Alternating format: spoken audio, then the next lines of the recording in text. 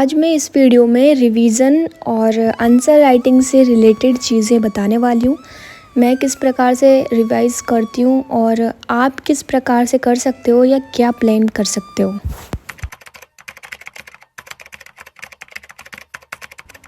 तो मैंने और लोगों के यूपीएससी के व्लॉग देखे।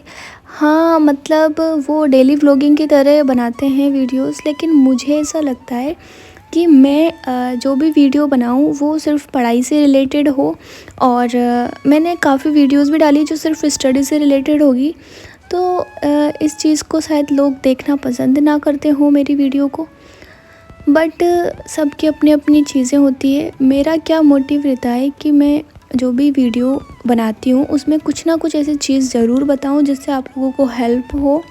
साथ ही साथ मतलब जो आप टाइम दे रहे हो उस चीज़ को, तो कुछ ना कुछ उससे सीख के ही जाओ। तो मेरा आज रिवाइज़ का डे था और इसमें कुछ चीज़ें कॉन्सेप्ट होते हैं और साथ ही साथ इसमें कुछ ऐसी चीज़ें होती हैं जो रिवाइज़ करनी होती है।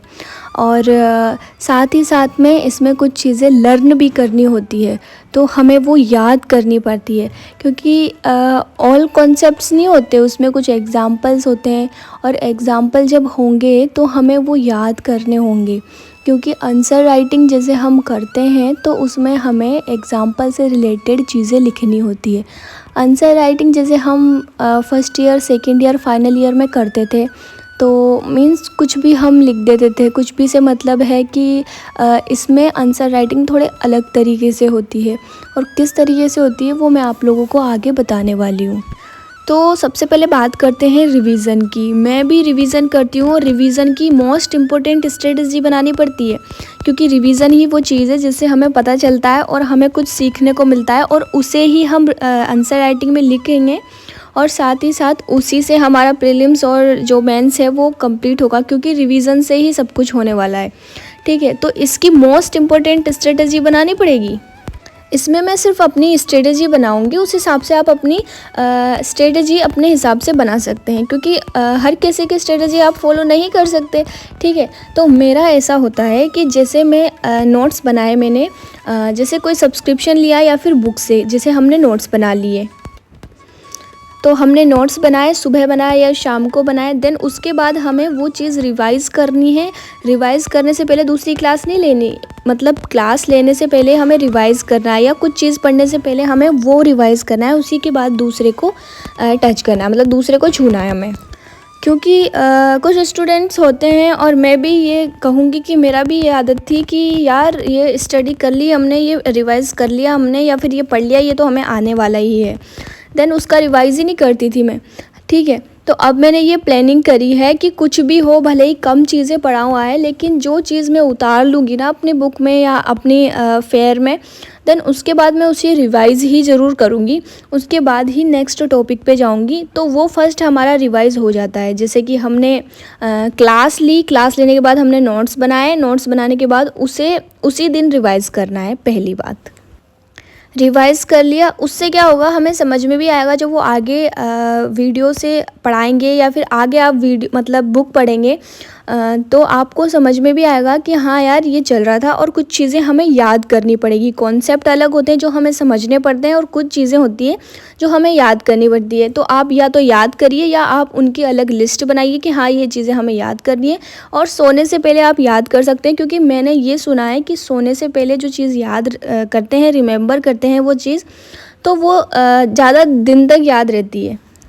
उसके अलावा ज़्यादा दिन तक याद क्या चीज़ रह सकती है जिसके हम रिवाइज़ बार बार करेंगे, वो भी हमें ज़्यादा दिन तक याद रहेगा। तो पहली बात तो आप लोगों को रिवाइज़ करना है जब वो नोट्स बनवाएंगे। सेकंड, आपको रिवाइज़ करना है 7 दिन के अंदर। तो मेरा सैटरडे और संडे को मैं न्यू नहीं पढ़ती हूँ, तो कोई न्यू ना टच करके मैं सैटरडे और संडे को ओनली रिवीज़न का डे रखती हूँ। जितना भी मैंने पढ़ा है, जितना भी चीज़ करी है, उसका रिवाइज़ करना होता है। कहने का मीन्स ये है, शायद मैं आप लोगों को बुरी भी लगूं, लेकिन बर्डन मत बनाइए, प्लीज़ रिवाइज़ कीजिए। क्योंकि यही लूप फॉल होता है एक स्टूडेंट का कि वो करता रहता है लेकिन वो रिवाइज़ नहीं करता। मैंने कल या परसों सफाई करी थी मेरे जो कबर्ड की, उसमें बहुत सारी बुक्स रखी है, और इतने नोट्स बना रखे हैं ना मैंने 2 साल के अंदर, इतने नोट्स बनाए मुझे खुद बिलीव नहीं हुआ यार, इतने नोट्स बनाए, इतना तो मुझे याद ही नहीं है। समझ रहे हो, आपकी नोट्स बनाती गई लिखती रही, लेकिन मैं उनको रिवाइज़ ही नहीं करती गई। तो इससे क्या हुआ ना कि वो मेरे अंदर मतलब मेरे भेजे में क्या बोल रही हूँ मैं, मतलब मेरे दिमाग के अंदर वो आई ही नहीं वो चीज़ें। सो तो आप लोग क्या बोलते हैं, रिवाइज़ करो, है ना, क्योंकि देखो मैंने तो स्टार्ट कर दिया रिवाइज़ करना, तो मैं आप लोगों को भी बता रही हूँ कि रिवाइज़ करो, रिवाइज़ करो, रिवाइज़ करो। चलो अब आज का मैं बता रही थी कि हाँ आज मेरे पापा का बर्थडे था, तो होटल से हम सब्ज़ी वगैरह लाए थे। हमारे घर में ना 6 सदस्य हैं हम लोग, तो जिसका भी बर्थडे आता है ना तो उस दिन हम होटल से सब्ज़ी लेके आते हैं, और मतलब होटल की सब्ज़ी लेके आते हैं। मटर पनीर मम्मी को पसंद है, इसलिए मटर पनीर ही आती है घर पे, और फिर हम बर्थडे सेलिब्रेट करते हैं इस तरह से। हम कोई पार्टी वगैरह ये चीज़ नहीं करते, छोटे से लेके बड़े तक का इसी तरह से सेलिब्रेट करते हैं। तो काफ़ी मज़ा आता है और बढ़िया। उस दिन क्या है, हमारे घर पे ज़्यादा रोटियां भी बनती है, क्योंकि उस दिन काफ़ी मज़े से खाते हैं हम लोग, क्योंकि और दिन तो करेले लौकी वगैरह ये सब जो कि घर पे बनती है, तो उस दिन बढ़िया मज़े आते हैं। उसके बाद शाम को थोड़ी भूख लगने लगी थी मुझे काफ़ी। तो क्या है ना कि हाँ रोज़ रोज़ क्या मतलब घर का ही कुछ खाओ, तो मैं बना तो नहीं पा रही थी, तो मैंने सोचा पेटीज़ ले आते हैं हम। और फिर पेटीज़ लेने मतलब खाई मैंने, लेकिन हाँ वो अनहेल्दी होती है, तो मेरी तबीयत ख़राब हो सकती है उससे, मेरा पेट ख़राब हो सकता है उससे। बट हाँ मुझे आज मन कर रहा था, तो मैंने सोचा चलो मैं खा ही लेती हूँ यार। तो यहाँ पर मैंने कद्दू बता दिया कि हाँ वो इसीलिए था क्योंकि पहले मैं कद्दू की सब्ज़ी बना रही थी, लेकिन फिर पापा ने बोला कि आज तो मेरा बर्थडे है, तो चलो बाहर से ही सब्ज़ी लेके आते हैं। देन फिर बाहर से लेके आए तो हम बहुत ही खुश हुए। छोटी छोटी चीज़ों में खुश होना रहता है ना यार।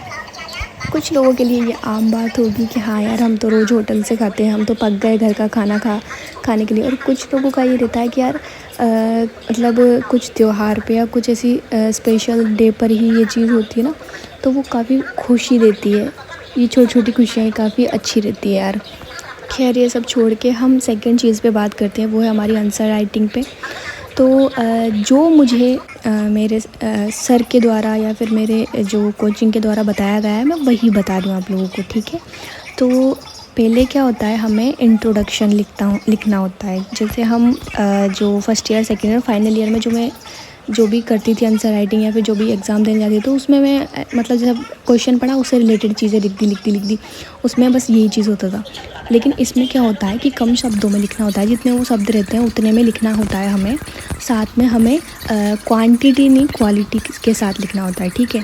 तो हमें पहले इंट्रोडक्शन लिखना होता है, जो भी चीज़ जैसे हड़प्पा सभ्यता की पूछा तो हड़प्पा सभ्यता से रिलेटेड हमें इंट्रोडक्शन लिखना होगा। जो सेकंड जो पैराग्राफ होगा उसमें हमें भूमिका उसकी लिखनी होगी, ठीक है। फिर थर्ड में हमें उसका निष्कर्ष लिखना होता है। तो 3 पार्ट्स में इनको डिवाइड करना होता है, ठीक है। तो जैसे हम भूमिका लिखेंगे तो उसमें हमें जो मेन चीज़ है वो लिखनी होती है, ठीक है। और उससे रिलेटेड हमें एग्जाम्पल भी देने होते हैं, ठीक है। हड़प्पा सभ्यता है तो इसकी मोहनजोदड़ो में क्या मिला, लोथल में क्या मिला, या फिर और चीज़ मतलब जैसे कालीबंगा वगैरह इनमें क्या मिला, तो ये चीज़ हमें एग्जाम्पल के साथ लिखनी पड़ती है ना। देन उसके बाद आता है निष्कर्ष की इसका सार क्या है। कभी भी आंसर राइटिंग लिखेंगे हमें तो कभी भी हमें नेगेटिव में नहीं लिखना, ठीक है। कभी भी हमें सरकार के इनके खिलाफ जैसे पॉलिटी में पूछते हैं ना, तो मतलब असलियत नहीं लिख देनी कि हाँ यार सरकार इतनी अच्छी नहीं है ये वो, तो सरकार के खिलाफ नहीं लिखना, हमें नेगेटिव में नहीं लिखना, ठीक है। हमें एक पक्ष में नहीं लिखना, यानी हम नेगेटिव पॉजिटिव दोनों में लिखेंगे और पॉजिटिव पर ज़्यादा ध्यान देना होता है, ठीक है। और जैसे कि आप लोग पहले भी पढ़े होंगे, क्योंकि निष्कर्ष में होता है इन सब का सारांश, मतलब जो क्या क्या था क्या नहीं था। तो एंड में हाथ धो लो, यानी मीन्स हाँ ये भी था लेकिन ये अच्छा था, तो अच्छी तरीके से मतलब उसका पॉजिटिव एंड करना होता है। तो ये आंसर राइटिंग में सबसे अच्छा मतलब वो ज़रिया माना गया है।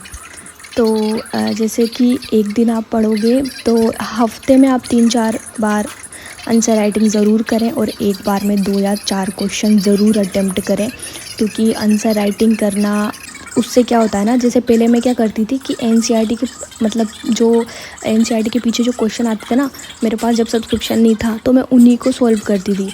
ठीक है, तो मतलब अगर क्वेश्चन आपके पास नहीं है तो आप अपने से बना सकते हो, और या फिर आप बुक के पीछे के क्वेश्चन सॉल्व कर सकते हो।